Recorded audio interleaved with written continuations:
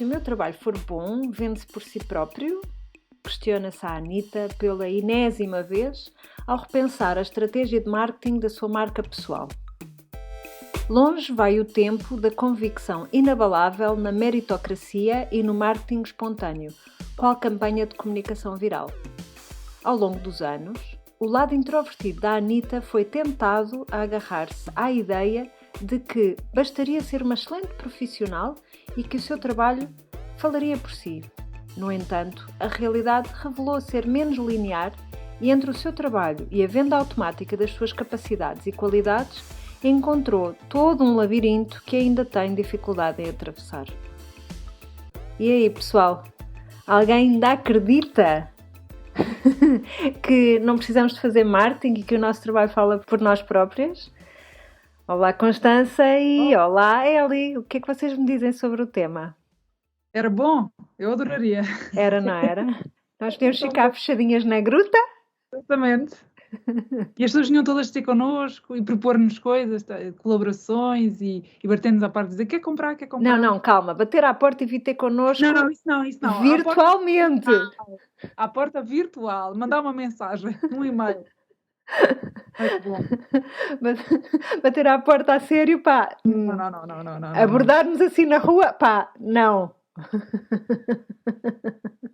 Mas olha que para falar em abordagens na rua, já tive abordagens na rua bem simpáticas. Sim.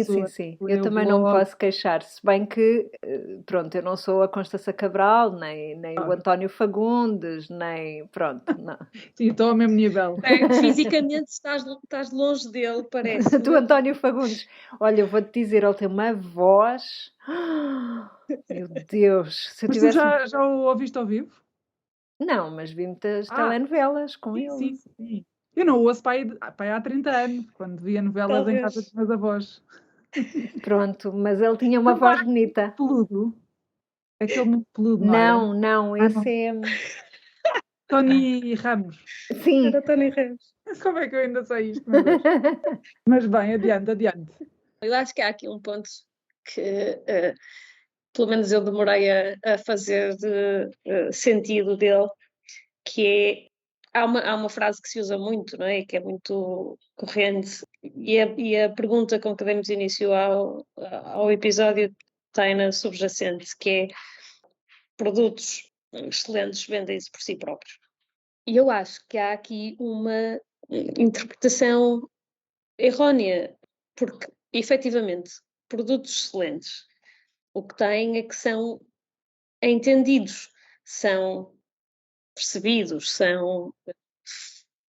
facilmente percebes o valor deles, mas não significa que não tenhas que os dar a conhecer, não é? Porque é um caminho longo, e era isso que falávamos na introdução, é um caminho longo entre um momento em que a pessoa efetivamente testa, experimenta o nosso produto, o nosso serviço, o que quer que seja, e todo o que está para trás de chegar ao conhecimento dele, não é? E saber, não vai tropeçar-se, ou alguns podem tropeçar, mas serão poucos os que tropeçam nos nossos produtos, e portanto eu acho que esta é a clarificação necessária de, efetivamente, se o produto é bom, o seu valor vai ser claro, mas a partir do momento em que tu o experimentas, e não necessariamente dar-se a conhecer de forma espontânea ou por obra do Espírito Santo. Eu acho que quando o modelo de comércio era uma loja com a porta aberta numa rua concorrida de uma cidade, se vamos pensar anos 60, 70, 80 ou 90, era fácil a pessoa entrar numa loja, pegar na coisa, vê-la, falar com a pessoa que lá está, com a senhora dona ou com o funcionário da livraria ou o que seja, e ter um momento de conexão imediata, não é? Ou tu gostavas do aspecto, gostas de como te sentias com ele, se fosse uma peça de roupa, ou gostas do ar do livro, faz umas perguntas, pronto, decides. Agora, quando passamos a um modelo de negócio, ou como, por exemplo, tu, Eli, que vendes serviços de consultoria, ou a Billy, que vende receitas para produtos tricotados, ou os seus dotes como ilustradora, ou eu que vendo alguns produtos As pessoas temos que contar a história, temos que mostrar às pessoas que elas podem confiar em nós, temos que nos mostrar também um bocadinho a nossa personalidade, sobretudo e agora vou falar em 2021 e 2022, aliás, num mundo que está saturado de gente em biquinhos dos pés a dizer com o dedo no ar, olha para mim, olha para mim, olha para mim. Então, acho que para fazer a diferença tem que haver muito trabalho por trás de apenas o produto que tu estás a vender. Eu acho que não há dúvida de que o produto ou o serviço tem que ser bom, mas o produto ou o serviço serem bons, obviamente não chega. Isto fez-me lembrar, aqui há uns anos, quando eu fui a uma das Web Summits e que me inscrevi com a minha amiga e colega Joana Paz e fomos as duas fazer um workshop da Google, que é o I Am Remarkable. Não sei se vocês já ouviram falar, eu depois ponho um link na show notes. E esse workshop baseia-se exatamente sobre a premissa de se o meu trabalho for bom, ele fala por si próprio, com grandes aspas e grandes pontos de interrogação, porque obviamente não fala, não é suficiente. Não é suficiente para todos os olhos que precisam de ver que aquele trabalho é bom, ou aquele produto é bom, ou aquele serviço é bom, para todos os olhos verem. É preciso chamar a atenção dessas pessoas e de todas as pessoas que são pertinentes para o caso. E então esse workshop é muito interessante porque explora um bocadinho esta nossa, como é que eu hei de dizer, alguma nossa aversão a fazer marketing pessoal, ou fazer marketing do seu produto ou do seu trabalho. E usa uma série de bloqueios que nós temos, como por exemplo, não, é que se eu falar disso, eu estou-me a gabar. Não, é que se eu mostrar de que forma é que eu contribuí para o trabalho, eu vou estar a chamar a atenção sobre mim e a retirar a atenção dos colegas.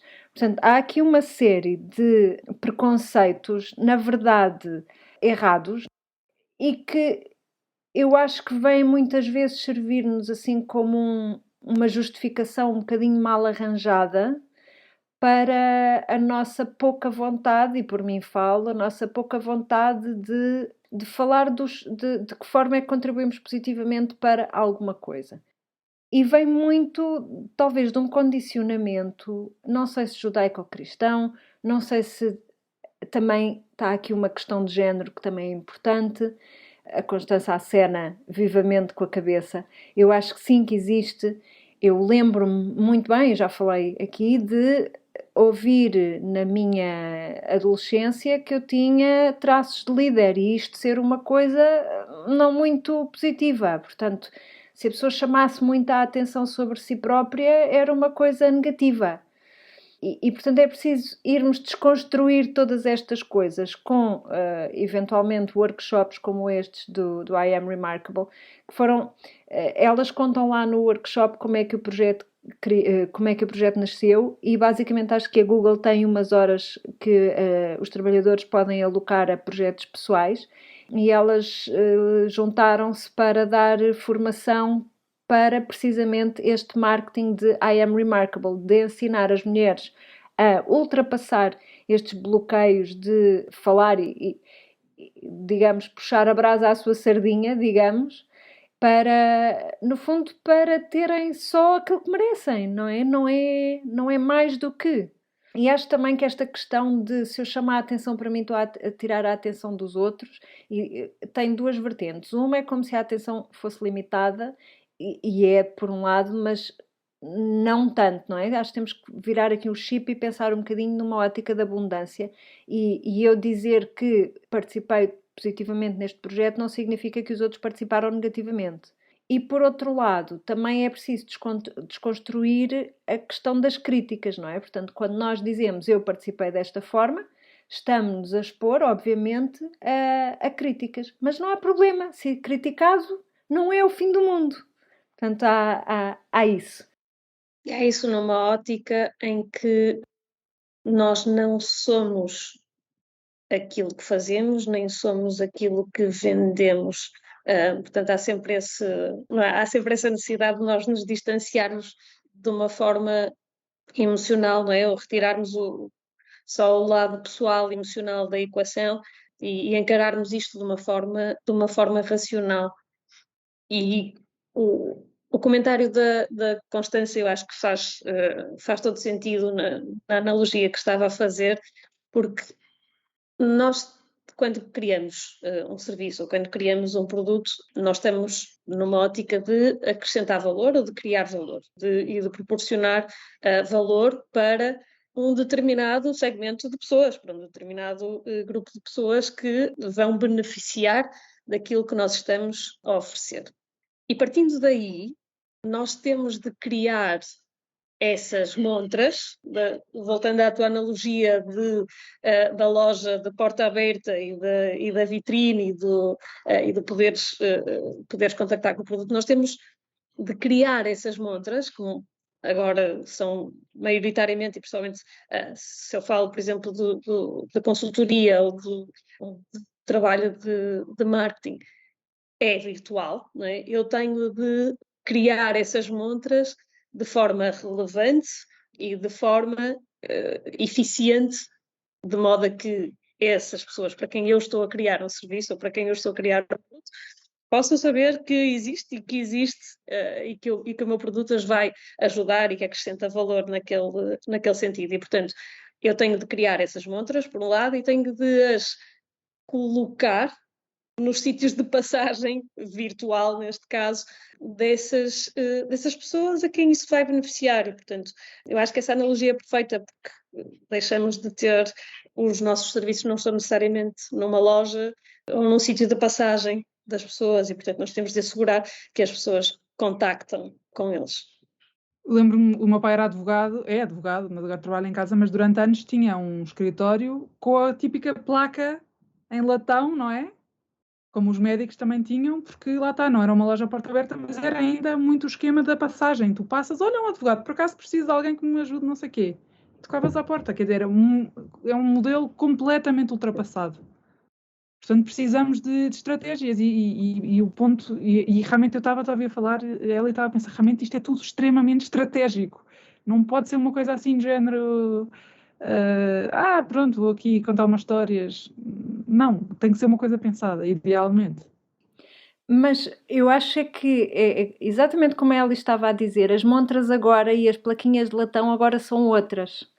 E antes de começarmos a gravar, estávamos aqui a falar, eu estava a dizer à Constância e à Eli que tinha uma hora limite para gravar, porque depois precisava de fazer um direto no Instagram.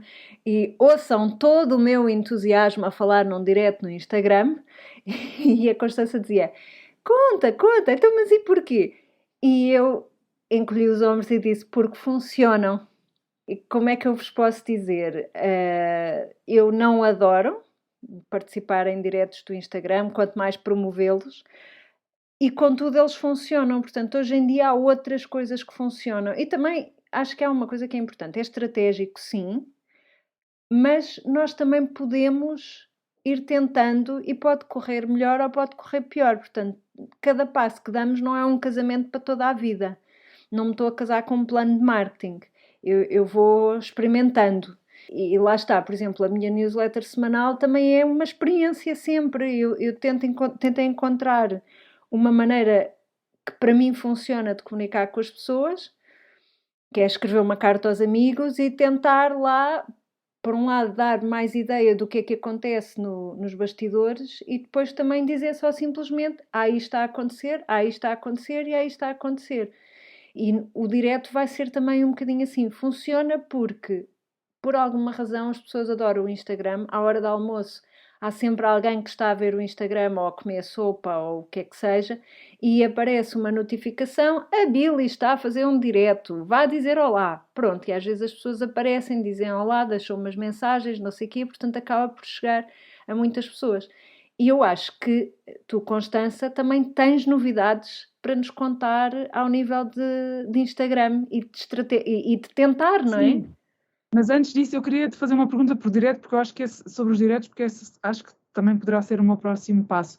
Tu achas que o direto funciona porque é em direto ou funciona porque depois fica lá gravada uma conversa que as pessoas podem ouvir ou pelas duas coisas? Eu acho que funciona porque é indireto, acho que funciona porque é muito informal, é um vídeo que não é necessariamente super produzido. Eu posso dizer aqui em casa que é zero produzido, portanto eu tento pentear-me e às vezes nem isso acontece. E Isso cria sobretudo, muita proximidade, não é? A pessoa parece cria, estar. cria proximidade porque tu vais falar, é o mais próximo de estares com a pessoa no café a conversar sobre uma coisa que te apaixona. E vais explicar porque é que te apaixona. E eu acho que é isso, mais do que depois a gravação. Acho que depois há pessoas que até têm curiosidade de ver a gravação, mas eu não tenho aqui números para te confirmar ou desmentir, mas eu tenho a sensação de que as pessoas gostam de apanhar o direto, mesmo que não vejam até ao fim. É porque a minha é que eu nunca vejo diretos e adoro gravações. E a minha tentação era era eu gravar esse vídeo, mas não estar em direto com as perguntas das pessoas que me vão distrair imenso e com aquela coisa do direto, não é? O frisson do direto. Mas eu acho que as duas coisas, os dois formatos funcionam. Uhum. A coisa de ser em direto e das pessoas responderem é que de repente têm essa proximidade e podem fazer as Claro. perguntas diretamente e eu acho que isso tem.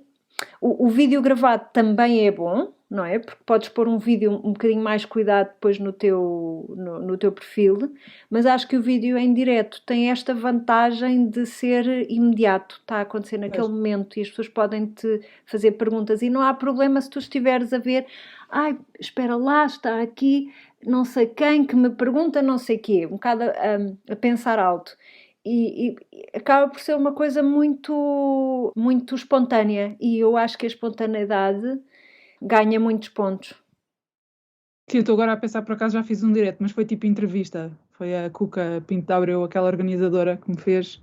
Foi giro, mas não tinha propriamente um guião, mas era perguntas e respostas, não era eu só a falar. Eu agora, em relação às algas, que estou a vender e agora entro na resposta à pergunta que me fizeste, eu agora, depois de 10 anos de adormecimento, não é isso, depois de 10 anos, a partir do momento em que fui mãe e não tive cá, bem, não interessa, estou a acordar das trevas e relancei uma newsletter, arranjei uma maneira de fazer uma loja low-tech, fazendo mais uma conta no Instagram, chamada Constança Cabral Shop, e porque no fundo, eu tenho muita coisa para ir vendendo e apetece-me, sei lá, são muitas coisas, mas tal como tem sido característico do meu percurso até agora, eu não me limito a fazer uma coisa. Eu tenho vários interesses que vou explorando e pronto, agora neste momento são algas que apanhei no verão em Portugal e que prensei e são tipo. Por acaso ontem perguntaram-me coisas que realmente para a pessoa são óbvias, mas não são nada óbvias para outras pessoas. Perguntaram-me se aquilo são mesmo algas ou se é só no fundo a cor que fica de quando elas são prensadas e depois tiro, o pigmento. Eu até fiquei surpreendida porque nunca tal coisa me tinha passado pela cabeça. E isso mostra que, de facto, o produto não fala só por si, que é preciso contar a história, é preciso explicar, é preciso mostrar, é preciso falar, e nesse aspecto eu acho que um direto seria ótimo. Eu estar sentada à frente ao computador a mostrar e ainda por cima, como tu dizias, quando a pessoa tem paixão pelas coisas, nota-se, não é? Mas sim, eu agora também queria escrever uma newsletter, não só para promover os meus produtos, mas um bocado. Tu contas muito da tua vida e é muito giro, porque de facto, aquilo que eu dizia, para uma pessoa, eu acho que hoje em dia, ou pelo menos falo por mim, para ser comprador, tem que se gostar e confiar na outra pessoa, aquela coisa do like and trust. E acho que é mais fácil comprares quando gostas da pessoa que está a vender. Gostas, enfim, não é preciso identificar-te com tudo o que a pessoa diz, mas ter simpatia por essa pessoa. E tens o fator confiança. Tens o fator confiança. Sim, completamente. Toda a parte de influencer marketing, neste momento, tu vês também uma viragem que tem acontecido nos últimos anos, mas com mais força agora, que é sair dos mega influencers, não é? Com contas, com milhões de seguidores e começares a ter aqueles que efetivamente têm mais empatia, mais ligação à comunidade, não é? E, portanto, tu encaixas perfeitamente aí, claro. não é? Claro. E também na newsletter, como eu dizia, voltar também um bocadinho ao blog. Apetece-me escrever como se fosse um post que é mais comprido do que um Instagram, do que um post no Instagram e tem mais história, tem mais fotografias, e ao mesmo tempo também dizer, olha, isto está-se a passar, ou agora estou a vender não sei o quê, ou agora vou dar uma aula de não sei o quê. Portanto, vamos ver. Estou a dar os primeiros passos. Eu já me inscrevi para receber essa newsletter e mal posso esperar. Pois, é perigoso a pessoa ir anunciando e o tempo passar e cada vez há mais pressão, mas sim, eu não, é impressionante, esta história das algas estão-me a demorar muito mais tempo do que eu achava, a história de fotografar, e depois há todo aquele trabalho silencioso, que eu também acho que é importante que os nossos potenciais consumidores conheçam, que é, tu não estás só a vender uma receita de tricô ou uma alga prensada, tu estás não só todo o conhecimento que há para trás, como também toda a parte de pôr a coisa à venda, que também são horas, não é? Fotografar, fazer o upload, escrever sobre isso, escrever a newsletter, pronto. E também acho que nestes tempos de muita abertura e muita transparência nos negócios, acho que também é importante que os teus consumidores saibam tudo, até porque isso depois também justifica os preços. Sim. Eli, nós temos estado aqui a fazer um bocadinho este apanhado do marketing pessoal no âmbito B2C. Portanto, eu tenho uma parte da minha atividade profissional que é B2B, tudo o que é design e quase tudo de ilustração é B2B, e depois tenho B2C nas receitas de tricô, nas aulas de tricô e de bordado, isso assim. Mas tu tens a tua atividade profissional exclusivamente em B2B. Conta-nos qual é a tua experiência de marketing pessoal em B2B. Boa pergunta. Eu acho que os princípios acabam por ser os mesmos, ok? O que a Constança há pouco falava de tudo isto é estratégico, efetivamente tudo isto é estratégico. Tu tens tens um framework, não é? Uma estrutura que tu utilizas e que é comum, quer B2B, quer B2C. No caso de B2B, tu também tens um público-alvo, não é? Tu tens o teu produto, que está definido de acordo com quer as tuas competências, quer as necessidades de consumidores, que neste caso são empresas, ok? Marcas, no meu caso.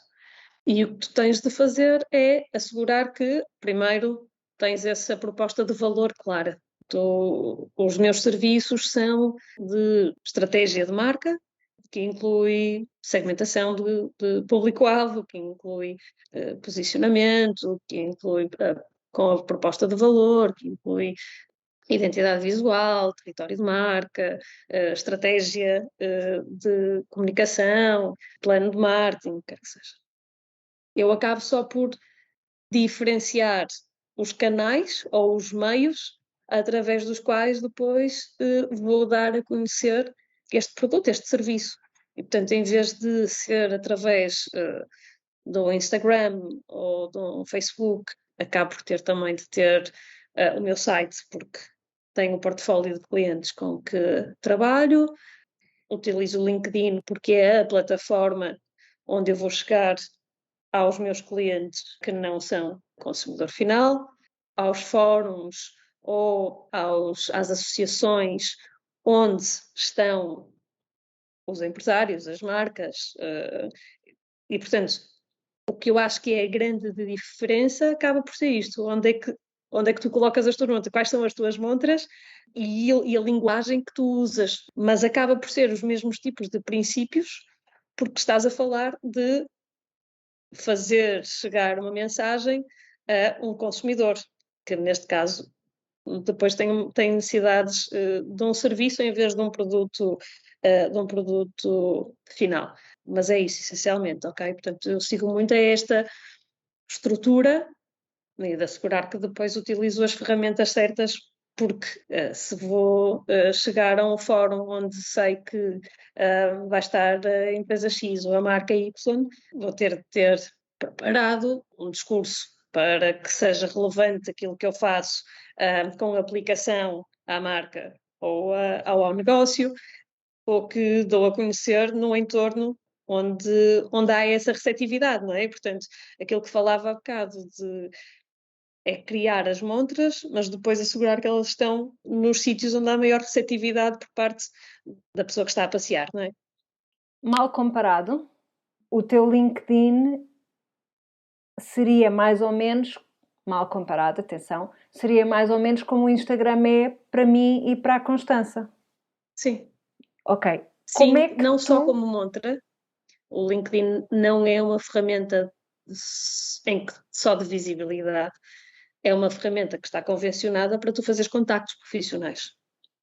E, portanto, Ok. é uma ferramenta que tem funcionalidade, pelo menos uma funcionalidade adicional, em que tu podes procurar potenciais clientes diretamente e fazer a tua seleção daqueles a quem que queres abordar e abordá-los diretamente, porque tens essa facilidade.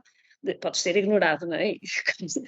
E acontece, não é? E acontece que tu mandas a mensagem à pessoa X da empresa não sei quantas, porque definiste que na tua segmentação de consumidor, de público-alvo e no teu buyer, de quem é que vai tomar a decisão de comprar os teus serviços ou de comprar os teus produtos, tu identificaste aquela pessoa na empresa X ou na marca Y e tentas chegar a essa pessoa. Portanto, mas tens essa funcionalidade adicional já muito dirigida para tentar fechar aqui uma possibilidade de parceria, ou de colaboração ou de negócio. Então, e diz-me uma coisa, quando estás a chegar ao LinkedIn e vais ter que escrever um post a mostrar uma coisa qualquer muito bem feita que tu fizeste, o que é que o teu anjinho, que está assim num dos ombros, te diz e o que é que o teu diabinho, que está no outro ombro, te diz? Tu tens sempre a luta, ou pelo menos eu tenho sempre essa luta de, pá, eu não vou agora dizer que sou a rainha da cocada e que sou a mulher da minha rua e que faço isto assim de forma espetacular. Não porque eu não me sinto, enquanto que é a conta da Eliana Soares, eu faço um certo filtro na forma como apresento as coisas, ok? Se for a conta da Nautilo ou se agora for a conta do departamento de marketing, é diferente porque aí retiras, eu pelo menos retiro-lhe o filtro mais pessoal e encaro isto como uma transação mais comercial e, portanto, mais objetiva. E, portanto, há sempre aqui um equilíbrio que eu procuro quando faço alguma coisa através do meu perfil Eliana Soares, que é dar a conhecer o meu trabalho, mas de uma forma que eu não sinta que estou a exagerar e a ser ou a fazer oversell, ou a tentar exagerar nos resultados ou no impacto, ou quer que seja, porque depois também há essa questão de há um certo filtro subconsciente que é, pá, há outras pessoas que fazem isto super bem também, não é? E há projetos com um impacto tremendo e tudo mais, e portanto há sempre um lado de uma certa contenção, eu diria que, e principalmente por ser um entorno profissional, é uma plataforma profissional em que sinto a necessidade de ser racional nisso. Ou seja, será que o teu diabo está a falar alto demais? Não sei, é uma forma, eu sinto-me confortável, ok? Eu acho que tem um equilíbrio, consegui um equilíbrio. Acho que me sinto mais à vontade no contexto, acho que me sinto mais à vontade no contexto LinkedIn do que num contexto Instagram, por exemplo. Isso eu estava a pensar no que estavas a falar, tu enquanto Eliana Soares ou tu enquanto Nautilo, um dos desafios ou uma das vantagens o Nautilo és tu, mas é uma empresa, não é a Eliana que está a fazer este trabalho, é o Nautilo, ou a Nautilo. No meu caso, é aquilo a que se chama hoje em dia uma marca pessoal, não é? No fundo, sou eu, é tudo em meu nome, não tenho sequer um nome de um ateliê, como por exemplo a Billy tem, que é Air Design Studio, portanto que abarca, também acho que é uma marca pessoal, mas é mais, acho que está assim, temos aqui uma escala, sou só eu, não é? Com os meus diversos projetos, mas no fundo vem tudo ter a mim. A Billy tem o seu estúdio, que também tem as suas diversas valências, mas enfim, também é uma coisa bastante pessoal. Depois há a Ellie com a Nautilo. E numa marca pessoal é uma coisa mais informal e mais, mas A pessoa, eu gostei muito dessa pergunta do diabinho e do anjinho, porque eu vejo muitas vezes como eu sou no Instagram e aquilo que deixo de fazer, porque é exatamente como eu sou socialmente. Por exemplo, eu tenho pânico, e eu acho que é uma coisa que vem da infância, agora vamos entrar na psicanálise, eu não quero incomodar, não quero ser chata.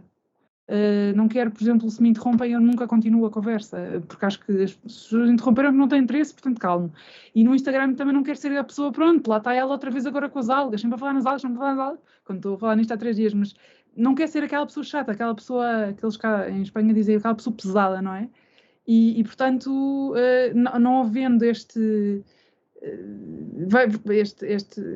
ligeira distância entre eu e a minha marca eu acho que tem alguns desafios mais difíceis de superar, mas também tem outras vantagens, não é? É muito mais informal, muito mais pessoas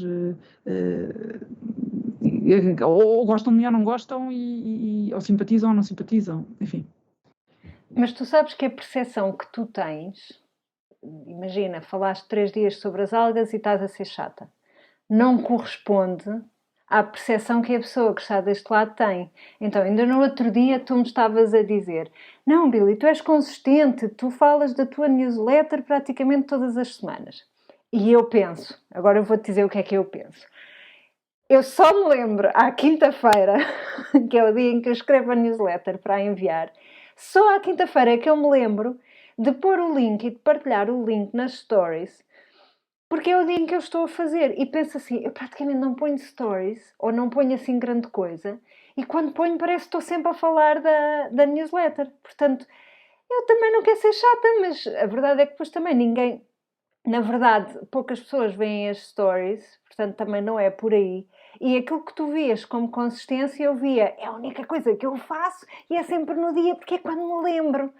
Portanto, há aqui muito que se lhe diga em relação à percepção interior e à percepção externa, porque, por exemplo, a Kyla Itzines, que é uma personal trainer australiana e que, entretanto, tem uma app e pronto, e é assim... Ela, desde que eu a sigo, já deve ser para aí há 6 anos ou mais, que ela em todos os posts que tivessem a ver ou não tivessem a ver com a atividade profissional dela, ela punha o link, mesmo não sendo clicável, ela punha o link da app ou do site em todos os posts que ela faz. E eu já sabia que no final do post ia aparecer aquele link. E honestamente, eu penso assim... Não é clicável, não. Portanto, não é por aí que as pessoas vão diretamente para o site. Mas ela repete por consistência. Eu não vejo como sendo chato. Se calhar, se eu estivesse no lugar dela, pensava: então agora vou pôr o link. Aliás, eu já pensei isso. Agora vou pôr o link se estou a falar de outra coisa qualquer. E a verdade é que, enquanto externa, percepção externa, eu vejo como consistência. Enquanto interna, eu vejo como... estou pushing, estou aqui um bocado a impor, quando na verdade nem sequer tem a ver.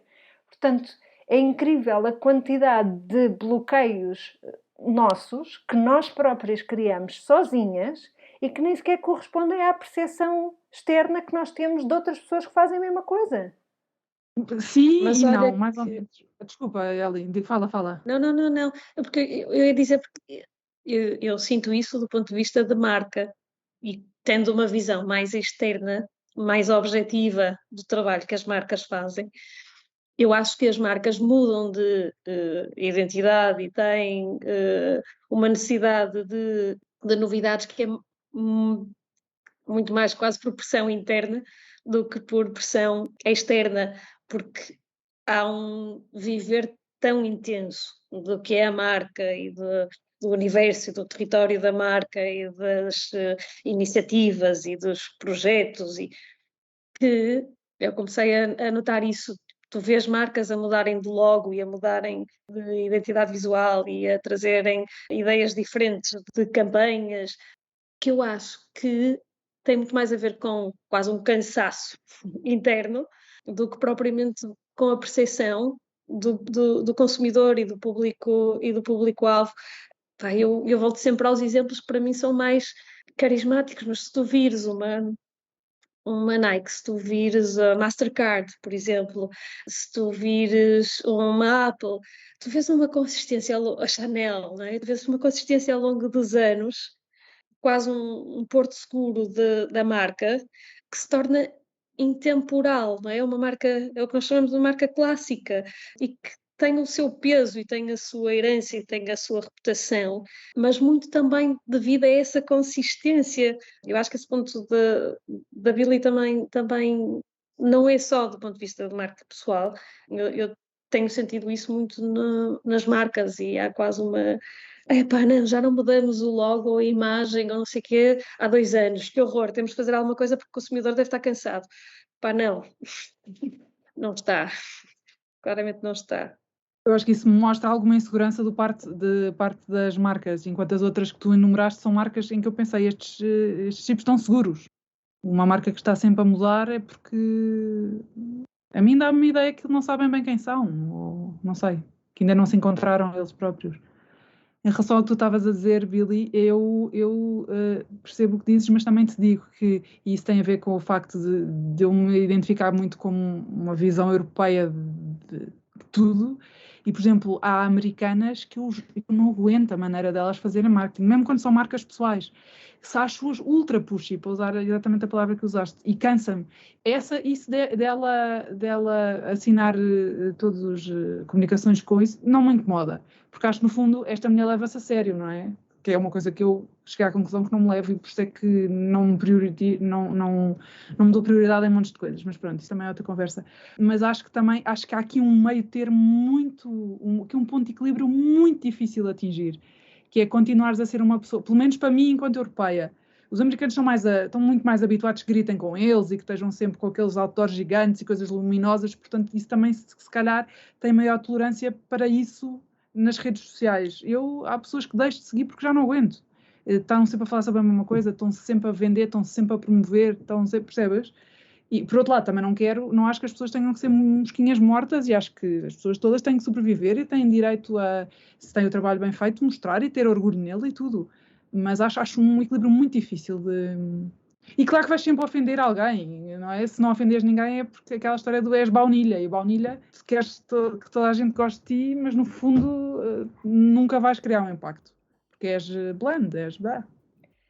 No caso da Kyla, ela diz sempre, e eu acho que isso é uma coisa que eu acho que joga mesmo a favor dela, que é ela que gera o seu Instagram, portanto é ela que faz. Portanto, tanto põe vídeos produzidos dela a fazer workout, como põe fotografias dos cães e da filha e de não sei o quê, a fazer um bocado behind the scenes.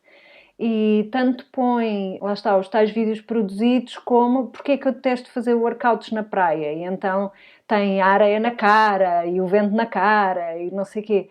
Portanto, acaba por ser, ela tem ali um equilíbrio entre o que é produzido, mas sobretudo ela mostra sempre um bocado do seu trabalho, mesmo através da lente, um bocado do behind the scenes. Eu acho que ela arranjou ali um bom equilíbrio, mas sobretudo o que eu achei mais interessante é que mesmo quando põe as fotografias, agora já não me lembro se ainda é assim, mas na altura quando eu comecei a seguir era, mesmo quando punha as fotografias dos cães, por exemplo, ela punha no final do post, punha o link para o site dela, que entretanto foi mudando, porque ela depois lançou uma app, não sei o quê, e eu acho que isso mostra-te que ela usa o Instagram estrategicamente como promoção.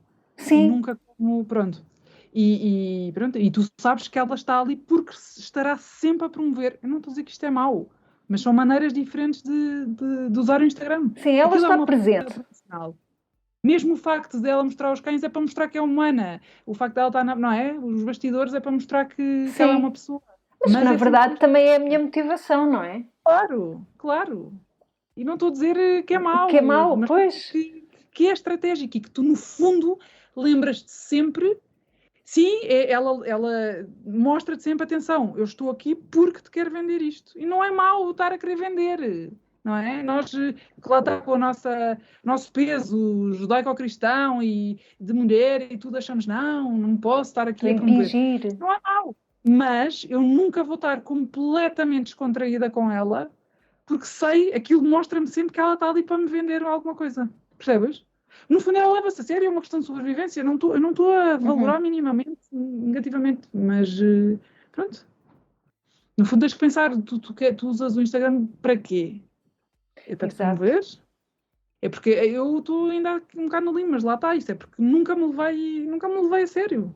Se calhar também por todos estes complexos com que venho desde tempos imemoriais, mas é verdade. Também como nunca tive um único produto para vender, e isso tem sido sempre a pedra no meu sapato, nunca consegui criar quem é que é o meu público, qual, todas aquelas coisas do beabá do marketing, sabes? Curiosamente, quem vê de fora é super consistente aquilo que tu pões no Instagram. Porque és tu. Porque sou eu, mas essa lá está, essa também pode ser o meu, que não é estratégico, mas eu sou coerente porque sou sempre eu. Exato. E porque como nunca aceitei vender, promover iogurtes da Mimosa, lembro-me agora de um e-mail que recebi uma vez, ou não é? Como nunca diluí a minha marca, no fundo sempre fui uma pessoa genuína, autêntica, para usar também uma palavra chavão de hoje em dia, mas como sempre fui eu, agora, pronto, mas pronto, também perdi imensa coisa.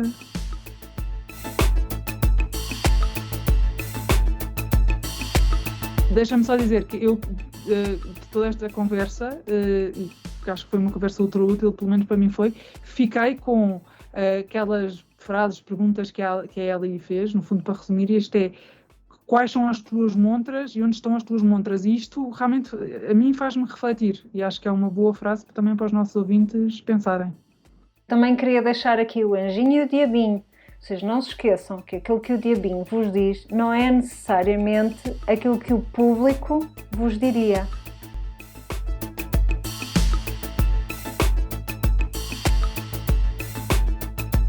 A Anitta regressa ao trabalho quando bem lhe apetece e pode, idealmente a cada 2 semanas, mais coisa, menos coisa, com um ponto de situação nos seus projetos. No entanto, com boas aspirantes à omnipresença, continuamos ligadas no Instagram em Anita_no_trabalho, em anitanotrabalho.com, onde poderão conversar connosco através da secção Querida Anitta ou em facebook.com/anitanotrabalho. Para consultas mais específicas, a Anitta está disponível para sessões individuais com a sua comunidade em anitanotrabalho.com/consultório. Anitta no Trabalho é um podcast produzido por Ana Isabel Ramos, designer, ilustradora e knitwear designer em airdesignstudio.com e no Instagram como air_Billy, Eliana Soares, marketeer e estratega em nautilo.net, no Instagram como Alice_in Wonderland, e a participação especial de Constança Cabral, no Instagram como Constanca Cabral, e agora com a sua mais recente loja, Constanca Cabral Shop. Até qualquer dia. Até à próxima, meninas! Até à próxima!